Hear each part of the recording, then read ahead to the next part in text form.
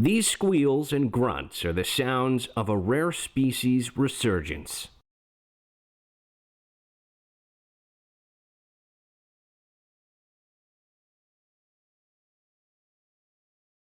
Susan Frank, a farmer in Maine, is taking a $50,000 grant from the U.S. Department of Agriculture to help promote this hairy hog, the mulefoot pig, which about a decade ago was down to one herd on the verge of extinction.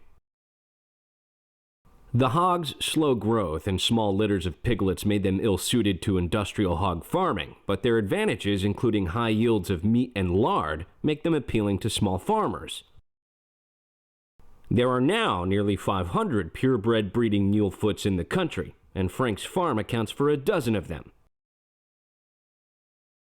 With piglets arriving by the litter, Frank says demand for their meat has increased.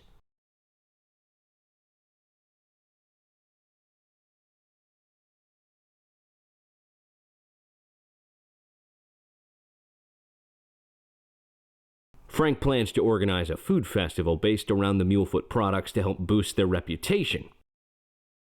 The increasing numbers make this farmer happier than a... You get the idea.